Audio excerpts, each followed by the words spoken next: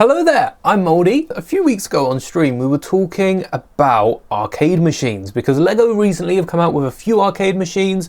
We just saw one at the LEGO store and they look pretty cool. They're not too expensive. I mean, the one that we saw is like £35 and comes with a little interior. It's really good set. But I just have nowhere to display a massive arcade machine. Otherwise, I'd be picking up one of the big ones that you see with the old classic Star Wars games, and that's what we're here for today. To be building a more reasonable sized display. Actually, I've got a nice little gap up there just on top of the minifigures. That's better. If I can make an arcade machine that will fit in that section of an old classic Star Wars game, I don't even know any old classic Star Wars games. I've done a little Googling and it turns out there is some really old Star Wars games from just shortly after Empire Strikes Back come out. The very first Star Wars game was available for the Atari 2600 or the 2600, which wasn't an arcade machine, so that goes straight out the window. But the very first arcade machine was released a year later in 1983 for Atari arcade machines. So it seems Atari hopped in very quickly on the Star Wars license, and I'm sure that made them a lot of money. This arcade machine was worth 25 cents a game, or 50 if you had the premium version, which had a little booth you could sit in. I think nowadays they tend to cost the same price. 25 cents and 50 cents, no, they're a bit more than that. But I mean, if you had like a console in a box compared to just a regular machine, they'd probably still charge you the exact same as each other. I'm not describing this all too well, but you know what I mean. Compared to the previous game that they'd come out with, this was definitely what more people would recognize. Growing up, I don't think people had $200 to splash on Empire Strikes Back, which was a 2D game on the Atari 2600, compared to this arcade machine. Seems to be one of the early 3D renders, albeit something like from the original Tron movie, so nothing like we've got today, but this was pretty good for its time. Fun little fact for those of you interested, the $200 that you could spend on the Atari with Empire was actually 4 times the cost of the arcade machine at the time. The arcade machine in 1983 cost $50 to add to your arcade, and people were probably buying multiples of these, and that investment would have paid off because right now it's valued at double that. So it has made what, like 7 times profit on top of its original value. 6, 7, it's slightly below that. I guess much like today, space is expensive. I don't have the space for an entire arcade machine, so let's see what I found to build instead. After we'd spoken about the arcade machine, I actually come across one of these little balls from Zero Max, and it's surprising LEGO haven't gone this way with their polybags. We've all seen the Star Wars Planet series, which did do exactly what Zero are doing with their new balls. They had 2 of these domes fit together in a spherical planet-like shape. So satisfying. And they had a ship minifigure and little display stand inside of these, which did have like paper packaging as well. And fun fact, they can be displayed by putting 2 2x2 bricks between them, and they stack up really nice as a half planet display. But unlike the Planet series, this ball right here only costs £4.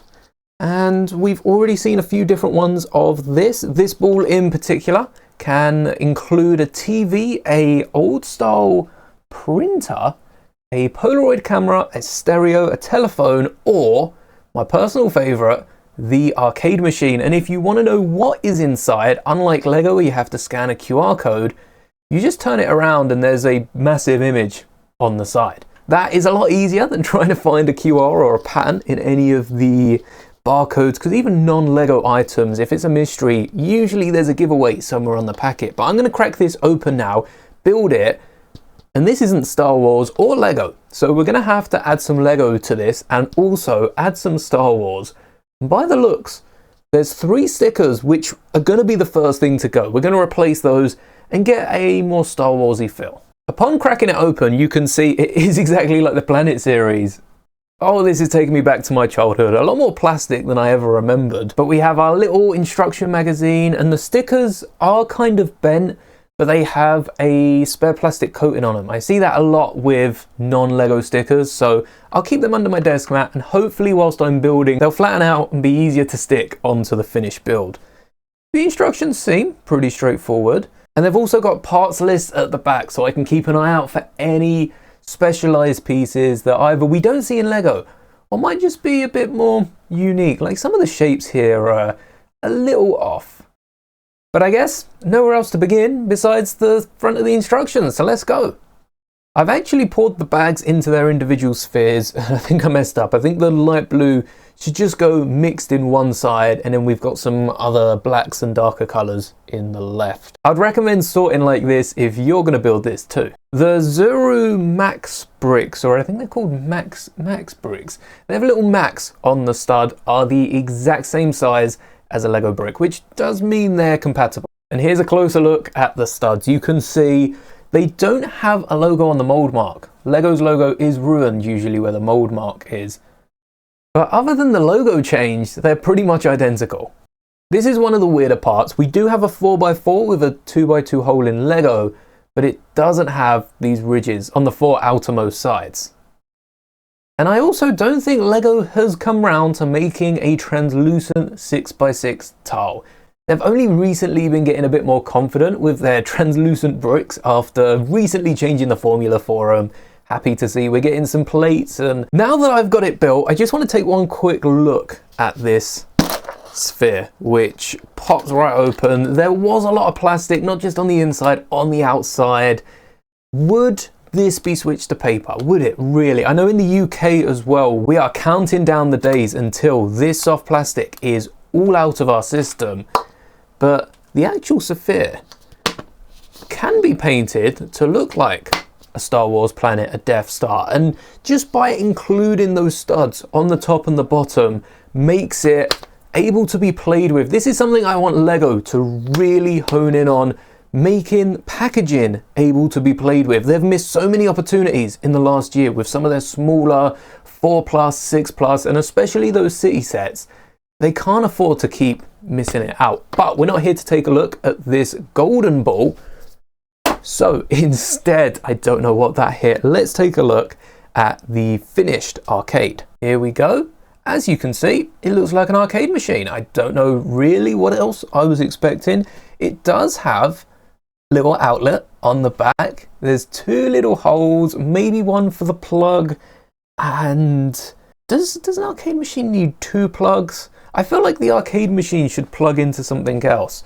Maybe there's a external drive that can store some high scores or something or other included there, but it doesn't look all complete yet because underneath my desk mat, I forgot I put them here. They've been there for so long now. I've got the stickers. They're not flat, they have been there. Oh, they've probably been here for about 2 weeks. Yeah, that start of the video was recorded weeks ago, but they're not completely flat. I don't think it's going to be too much of an issue. There is a coating on these stickers, which has protected them from like coming up at the end. They're not going to be any less sticky. They might just be a pain to stick down dependent on how good the actual sticker is. It's stuck down there real well. This might take me a second. Yes, we got it. Okay, we got it. After all that, it's just the outermost edge. I thought this was like a protective layer. We didn't even need to do it. All right, let's get these stickers on before I go crazy. And I will be using the brick separator, the flat end of the brick separator, which is the easiest way to make sure these go on correctly. As for how easy it is to place these stickers, they, just like Lego, are a little smaller than the plates they're going to be placed on. So we want a white border around the edge. And if you mess up, they're fairly easy to peel off. Lego stickers don't tend to feel staticky, and I think these ones are a little bit. They do cling to some of the bricks. Oh, they also seem to be a funny shape, but here we go. Here is the first sticker on, and you can see I've given it a little white outline. Even on the left-hand side, there is that little bit of white, which is harder to see through the camera because it's covered by a shadow. That is only the first sticker. We have two stickers on the side. They don't really give us too good an image. I mean, this is tiny. That's how small the instruction book is. It's not very big at all. And they don't line it. It's a stamp technique, which is stickers across multiple pieces. And we just got to stamp it on there. Nice irregular shape as well. I'm happy they didn't try to include the blue. Lego sometimes do that. Are we lining this up with it? No, it's just off-centered to this middle crack. So we want it just to the right and to straighten it out as much as we possibly can. I don't think that's too bad. It's definitely a little wonky, but thankfully we've got a second chance on the other side. Let's see if we can line this one up better.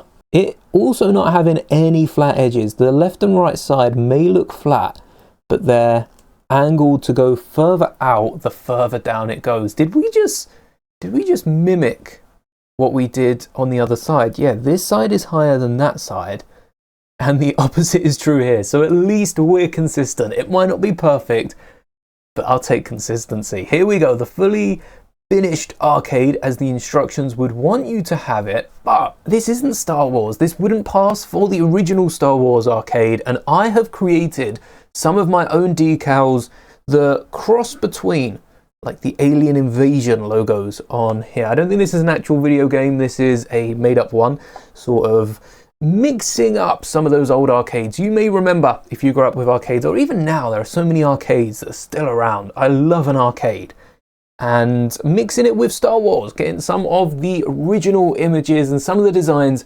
from the original Star Wars game. I've just printed off and turned my digital designs for the Star Wars arcade machine decals into actual decals. As always, members over on the members Discord will get access to these designs in case you stumble across one of these arcade machines and want to do it up with Lego and add a little bit of Star Wars flair to it, or want to use these for your own arcade machines. Maybe you want a different Star Wars game.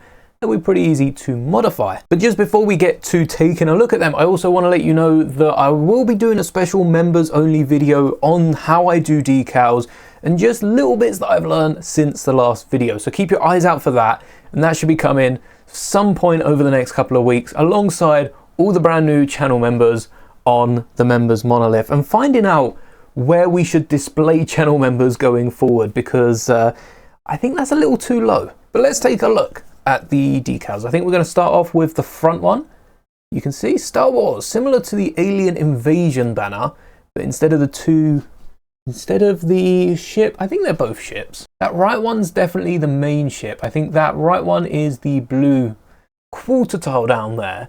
I want to say that's a planet on the left. It kind of looks like a planet with two rings crossing. So whatever that is, we're going to be replacing that with this Star Wars decal that hopefully has that same smaller white border. I love the fact that that sticker does cover a bit more than the tiles than the Lego sticker would, because Lego leave quite a bit of space. Whilst I'm thinking of it, I might as well get my sticker book, not to add any more stickers, but when I take off stickers, I do try to keep them on greaseproof paper, just in case we ever want to revisit them, and so that I'm just not peeling them off and throwing away. One thing that I never usually do though is stick stickers on the back of the paper. I don't know if it's because usually greaseproof paper is only efficient on one side, but I kind of want to use these as non-official Lego stickers as a tester to see if it will work the same on the back. Let's hope a brick separator will separate these tiles, because not all Lego compatible bricks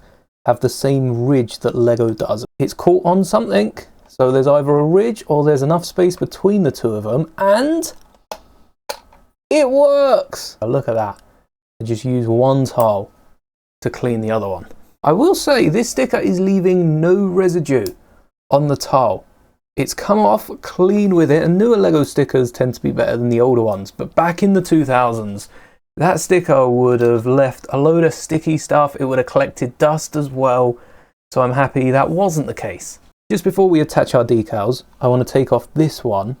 This one's going to be a lot harder. I don't think a brick separator will work. We might have to remove the top and try and get one of these bricks off to separate it.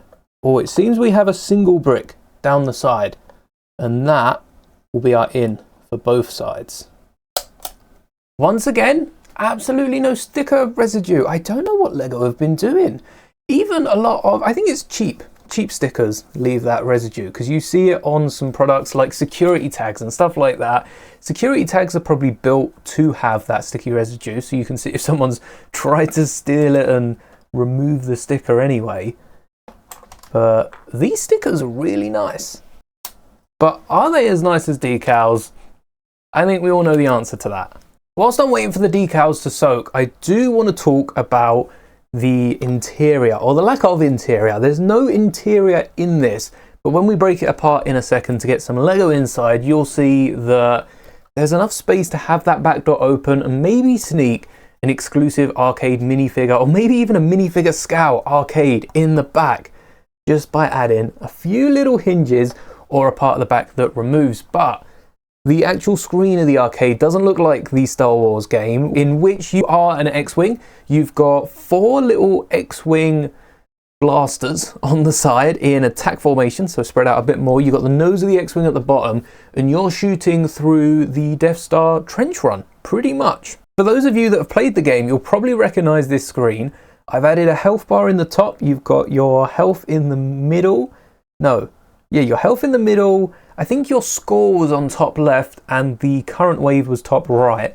And I've color coded all the ships as they appear in this game. You've got the nose of the X-Wing with the top 2 little blaster thingies. And then you've got a green TIE fighter, which they were green in this game, and a very bluey grey Death Star just off in the distance as we make our final approach. And this will be in place of the plates that are currently in there. But right now, these decals should be ready to put on. Just slide straight off. There we go. I think I've made it the perfect width of this arcade machine. Somehow, I've only gone and done it. On the bottom of this decal, we've got the Death Star lights, which were present on the arcade machine. That classic Star Wars logo that not only looks like classic Star Wars, but also like the Alien Invasion, where it's got that yellow to red. I think it was just very popular for old arcade machines. Oh no, I've spilt water on the mat. Hey! We just slide this off to the side, and hopefully this will go on without any issues, and better yet, we'll be able to mimic it the other side. That's the hardest part. You saw how it just gripped.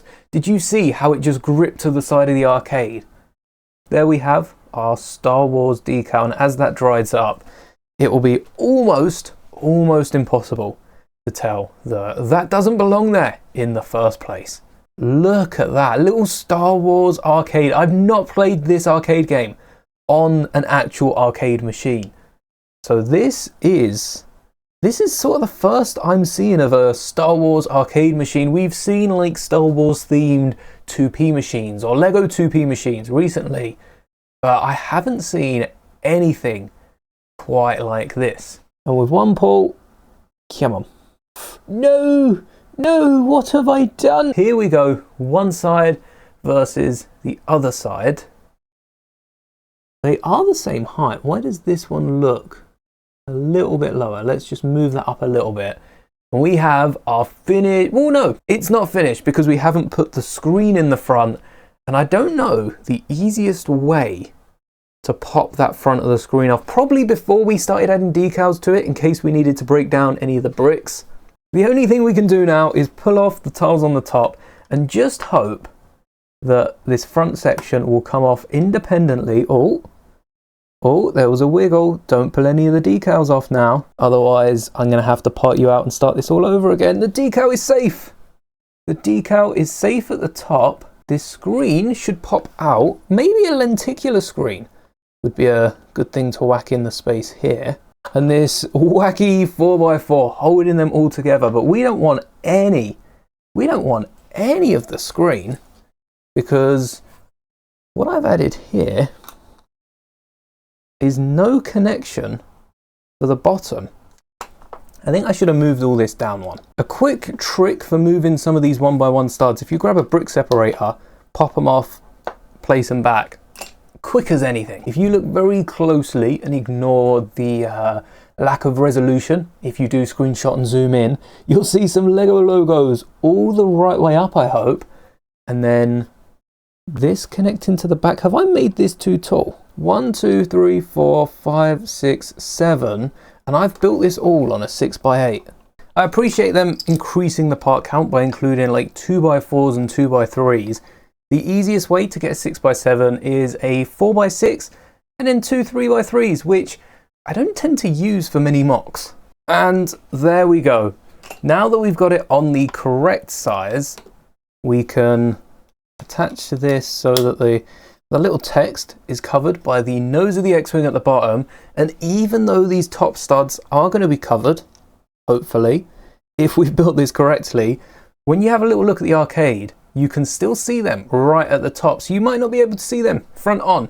That's all right, we're hiding the heads-up display whilst looking front on. But if you have a little peek, if you're a minifigure standing at this, you'll be able, or an actual human looking back at the display, because as you can see, it's even above the height of my head, you'll be able to see the little display we've hidden inside the bottom to represent the very first Star Wars arcade. Not the very first Lego Star Wars arcade. I don't know if we've had any Lego Star Wars arcade games, but take a look at that and tell me in the comments, doesn't that just look awesome?